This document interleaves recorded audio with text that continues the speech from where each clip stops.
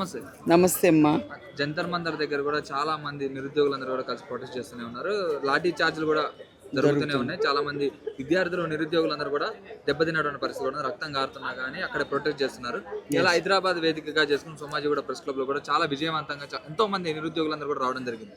ఎలా చూసుకోవచ్చు, మీలోనే మీరున్న ఈ ప్రొటెస్ట్లోనే చాలా మంది పాకిస్తాన్ వేరే దేశస్తులను వీళ్ళందరూ రెచ్చగొడుతున్నారు. వాళ్ళ వల్ల వీళ్ళందరూ కూడా ఇబ్బంది పడుతున్నారు. వాళ్ళ వల్ల ఇవన్నీ జరుగుతున్నాయి, కావాలని చెప్పి రెచ్చగొడుతున్నారు అని చెప్పి అంటున్నారు. ఎట్లా చూసుకోవచ్చు? లేదమ్మా, ఇదంతా కూడా ఆకలి. ఇది ఆకలి ఇలా చేయిస్తుంది. విన్నారా? ఇప్పుడు నీట్ పరీక్షని లీక్ చేయటం ఎవరికి ఉపయోగము? డబ్బులు ఉన్న వాళ్ళందరూ నీట్ పరీక్షను రాసేసుకుంటారు కదా. పేదవాళ్ళు ఏమవ్వాలి? ఇది చాలా చాలా పెద్ద ప్రశ్న. ఇది చర్చలోకి రావాలి కదా. పేదవాళ్ళందరూ కూడా ఆ డబ్బులతో నీటి పరీక్షను కొనుక్కోలేరు కాబట్టి చాలా విలువైన విషయం ఇది. దీంట్లో పాకిస్తాన్ వాళ్ళు ఉన్నారా, వాళ్ళు ఉన్నారు, వీళ్ళు ఉన్నారు కాదు బాబు. నా భారతీయులకు ఆకలి ఉంది, నా భారతీయులకు చదువు లేదు, స్కూళ్ళు మూసేస్తున్నారు, టీచర్లు ఖాళీ ఉన్నారు. చెప్పండి మీరు, దీనికి సమాధానం చెప్పాలా? అట్లాంటిది పోలీసుల పిల్లలు ఉన్నారుగా, పోలీసుల కొడుకులు, పోలీసుల కూతుళ్ళు అందరూ నీట్ పరీక్ష రాస్తారుగా. నా కళ్ళ ముందే ఒక అమ్మాయి నా ఇంటి ముందు ఉండేది. ఎంత తపస్సు పడిందో. వాళ్ళకి పెళ్ళిళ్ళు కావట్లా. ఆడపిల్లలు 37 ఏళ్ళు, 27 ఏళ్ళు, 30 ఏళ్ళు పెళ్ళిళ్ళు కావట్లా. ఉద్యోగాలు దొరకట్లా, పెళ్ళిళ్ళు కావట్లా. నీట్ పరీక్షలు ఈ రకంగా చేసి అవకాశం ఉన్న వాళ్ళందరూ, డబ్బున్న వాళ్ళు కొనుక్కుని పేపర్ రాసి మంచిగా సెట్ అవుతున్నారు. ఈ దేశం కాదు, బయట దేశాలకు వెళ్ళి సెట్ అవుతున్నారు. ఈ దేశంలో నా దేశంలో వాళ్ళు ఎగ్జామ్ లీక్ అయింది, పేపర్ లీక్ అయింది చేస్తే నిరుద్యోగులు చేయాలి. నిరుద్యోగులు కాకుండా వయసు అయిపోయిన వాళ్ళు, వయసు మళ్ళిన వాళ్ళు వాళ్ళు వచ్చి వాళ్ళకేం సంబంధం వేయడం అంటే కావాలని చెప్పి వీళ్ళందరినీ రెచ్చగొడుతున్నారు. ఉద్యమం ఇంకెక్కువ చేయాలని చెప్పి మొదలు పెడుతున్నారు. వాళ్ళందరికీ దెబ్బలు తెలిగే విధంగా వీళ్ళందరూ ఉంటున్నారు అని చెప్పి అంటున్నారు. ఇప్పుడు నేనున్నాను, నా కళ్ళ ముందే ఒక అన్యాయం జరుగుతుంటే నేను ఎప్పుడు సహించిన వ్యక్తిని కాను. కాబట్టి నేను ఆల్రెడీ పీడిఎస్సీలో పనిచేశాను. సమాజం మారాలి అని ఇంటర్ కాస్ట్ మ్యారేజ్ చేయాలి అని చేస్తున్నాం. కులాంతర వివాహాలు చేయాలి.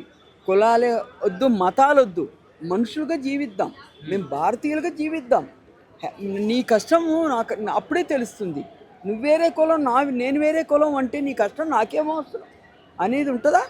అందుకని ఒక భారతీయురాలుగా నా పిల్లలందరూ కూడా, నా మనవరాళ్ళ వయసు నాకు 77 ఏళ్ళు, నా మనవరాళ్ళ వయసు పిల్లలు ఇంకా మోసపు 75 సంవత్సరం.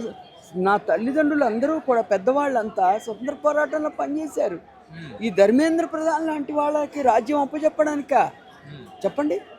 అందుకు మేము ప్రశ్నిస్తుంది, ఇది చాలా దుర్మార్గమైన విషయం, చాలా అసహ్యమైన విషయం. ఇది ఎంతకాలం నుంచో నడుస్తుంది. ఎడ్యుకేషన్ సిస్టమ్ అంతా కూడా కొలాప్స్ చేసేసారు. స్కూల్ మూసేయడం, ఉద్యోగాలు ఇవ్వకపోవడం, చదువులోనే పాఠ్యాంశాల్లోనే మార్పులు చేసేయడం. కులాలు ఉండాలని చెప్తారా వీళ్ళు? చెప్పండి. అంటే ఏ మతానికి మేము వ్యతిరేకం కాదు, అక్కడ ఉన్న ముస్లిమ్స్కి మేము వ్యతిరేకం చెప్పి నో నాన్న, మేము అందరూ కలిసి జీవించాల్సిన వాళ్ళం. హైదరాబాద్ ఉంది, మనం ఇండియన్స్వి. ఎంత హాయిగా మన కాస్మోపాలిటన్ సిటీ మనది హైదరాబాద్. అందరూ హిందువులు, ముస్లింలు, క్రైస్తవులు అందరూ కలిసి జీవించట్లా మనం? అవునా? అట్లా అందరూ కలిసి జీవించే వాతావరణాన్ని ఉంచండి బాబు. మా మధ్యలో గొడవలు ఎందుకు పెడుతున్నారు? మా మధ్యలో గొడవలు ఎందుకు తెస్తున్నారు? అందుకని మేము పలుమార్లు అడుగుతున్నాం ఈ విషయం. అందుకని పలుమార్లు చెప్తున్నాం, అయ్యా మనం అందరం ఏకమయ్యి మంచి సంస్కరించుకునేటువంటి సమాజాన్ని నిర్మించుకుందాం, మంచి సమాజాన్ని నిర్మిద్దాం. అంటే ధర్మేంద్ర ప్రధాని రాజీనామా చేయాల్సినంత అవసరమే వచ్చింది. ఏం తప్పు చేసిండు ఆయన అని చెప్పి అడుగుతున్నారు బీజేపీ వాళ్ళు. చాలా, ఇప్పుడు 77 సార్లు లీక్ అయిందమ్మా పేపరు. ఒక్కసారి కాదు, 2 సార్లు కాదు, ఇన్నిసార్లు లీక్ అయిన తర్వాత ఆ లీక్ అయిన పేపర్కి వెళ్ళి ఎవరికి అందుతుంది? లక్షలు ఇచ్చేవాడికి అందుతుంది. అసలు పాయింట్ అది. ఆ లక్షలు లీక్ చేసి లక్షలు ఇచ్చేవాడికి అందిస్తాడు. లీక్ అయిన తర్వాత అందుకోని వాడు వెళ్ళి తెల్లముఖం వేసుకొని డబ్బులు ఖర్చు పెట్టలేనివాడు, ఒక కూలీ నాలి, నిన్న అక్కడికి కూలీ నాలి చేసుకునే వాళ్ళు వచ్చారు. నా కొడుకు చచ్చిపోయాడమ్మా, నేను కూలీ చేసుకుంటున్నాను ఢిల్లీలో. ఇదంతా చూసాం. మా స్నేహితులు పిల్లలు వెళ్ళి ఉన్నారు అక్కడ, వాళ్ళు చెప్తున్నారు ఆడపిల్లలను చూడకుండా మగపిల్లల్ని ఎట్లా అంటే ఆ రకంగా హింసించారు. ఎవరిచ్చారు వీళ్ళకి? ఎందుకు అనంటే వీళ్ళ రాజకీయాల్లో రౌడీజం కనపడుతుంది. ఎందుకు అనంటే ఒక రేప్ చేసినటువంటి ఎంపీని మెడ మీద ఎత్తి ఊరేగిస్తారు. అది ఈ దరిద్రం రాజస్థాన్లో జరుగుతుంది కదా. అటువంటి దరిద్రపు రాజ్యంలో మీలాంటి వాళ్ళు ఏమి ప్రోత్సహిస్తారు? ఇలాగే ప్రోత్సహిస్తారు. మనల్ని విడగొట్టి మనందరినీ సమాజంలో కులాలుగా మతాలుగా విడగొట్టి సమాజాన్ని అంత దూరం చేస్తే నీ కష్టం నాకు అవసరం లే, నా కష్టం నీకు అవసరం లే అనే విధంగా మనం జీవించాలి అనేది వాళ్ళ ఉద్దేశం. అంటే ఎన్ని రోజులు కొనసాగుతుంది ఈ ప్రొటెస్ట్? హంగర్ స్ట్రైక్ చేసిన వాళ్ళని కూడా వీళ్ళకి తరపున చేసిన వాళ్ళందరూ కూడా అసలు హంగర్ స్ట్రైక్ వద్దు నాన్న, మనం మంచిగా దీనికి ఆరోగ్యంగా కొట్లాడదాం.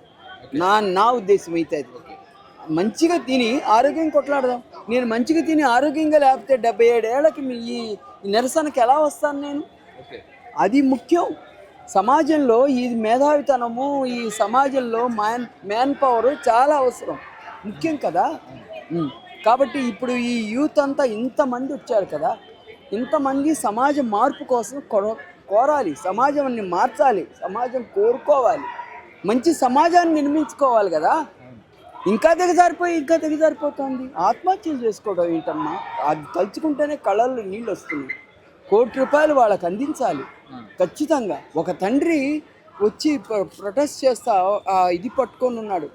నా కొడుకు కరెక్ట్గా చచ్చిపోయి నెల అయింది, నీట్ పరీక్షలో రాశాడు, నెల అయింది. ఆ నెల అయింది, అందువల్ల ఇవాళ నేను రాకుండా ఎలా ఉంటాను? ఎక్కడి నుంచో వచ్చాడు, అందుకని మొత్తం ఇండియా నుంచి వచ్చారు ఢిల్లీకి. కాబట్టి వాళ్ళకి కష్టం కదా. అందరూ ఫుట్పాత్ల మీద పడుకొని ఉంటే ఆ సోషల్ మీడియాలో కనపడుతుంటే ఎంత బాధ అనిపించిందో. వాళ్ళంతా అన్ని అవకాశాలు, గ్రామాలు, రాజ్యాలు పట్టుకుని వచ్చారు కదా, వాళ్ళు రైళ్లు పట్టుకుని. ఆ రకంగా రాజ్యం అసలు వాళ్ళు ఆకలితో, వాళ్ళ బాధలతో, వాళ్ళ కష్టాలతో వచ్చారు. వాళ్ళకెవరు ఛార్జీలు ఇవ్వలేదుగా, తిండి పెట్టలేదుగా, వాళ్ళకెవరు ఛార్జీలు ఇవ్వలేదు.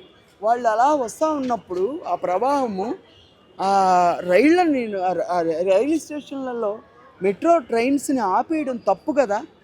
ఏ పర్పస్ కోసం వచ్చారో ఆ పర్పస్ని సాల్వ్ చేసుకోవడానికి వాళ్ళు వస్తారు కదా.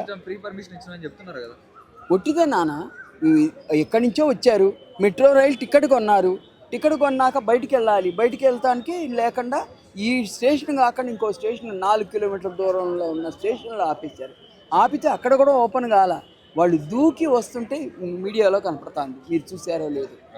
ఇది నేను నేను అనేక ఉద్యమాలు చేస్తూ వచ్చి బతికిన వాళ్ళం మేము. యాంటీ అరాక్ మూమెంట్లో పనిచేశాను నేను, ఎమర్జెన్సీ టైంలో చూసాం, ఇన్ని చూసాం. కానీ ఇంత అసహ్యం అంటే పోలీసులు రాళ్ళు విసురుతుంటే చూశాను నేను. పోలీసులు, నా దగ్గర ఉంది ఆ వీడియో, అందరికీ షేర్ చేశాను. పోలీసులు రాళ్ళు విసరడం ఏంటి? ఎంత దుర్మార్గం, ఎంత తప్పు. ధర్మేంద్ర ప్రధాన్ రాజీనామా చేయాలి. ఇంతకాలం ఇంతమందిని విసిరిపోసుకుంటున్నటువంటి మోదీ గవర్నమెంట్ నడవడం వేస్ట్, అవసరం లేదు. సమాజానికి వేస్ట్, సమాజానికి భారం. మనం అందరం పన్నులు కడతా ఉంటే వీళ్ళ షోకులకి సరిపోతుంది. కాబట్టి బయట దేశాలకు తిరగటం, బయట వాళ్ళకి ఇదా మనకు కావాల్సింది? మన బిడ్డ మన భూమి మీద పుట్టిన బిడ్డకి చొక్కా లేదు, నా తిండి సరి లేదు. ILO లెక్కల ప్రకారం ఏంటి అనేది మనం చూసుకోవాలి. WHO చెప్తాంది పసిబిడ్డలకి ఆహారం సరిపోవటం లేదని చెప్తాంది. అది నేను అనేది. ఇప్పుడు ఆ పోలీసులు ఆ రకంగా మా బలుపుతో కదా ఆ రకంగా పోలీసులు నిర్వహించారు. వాళ్ళని మీ ముగ్గురిని నిలబెడతానో వాళ్ళ ముగ్గురిని నిలబెట్టండి.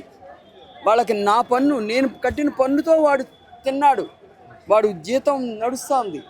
వాడు నా పిల్లల్ని, నా మనవరాలని ఈ రకంగా చేయటం తప్పు కదా. నేను అడగద్దా?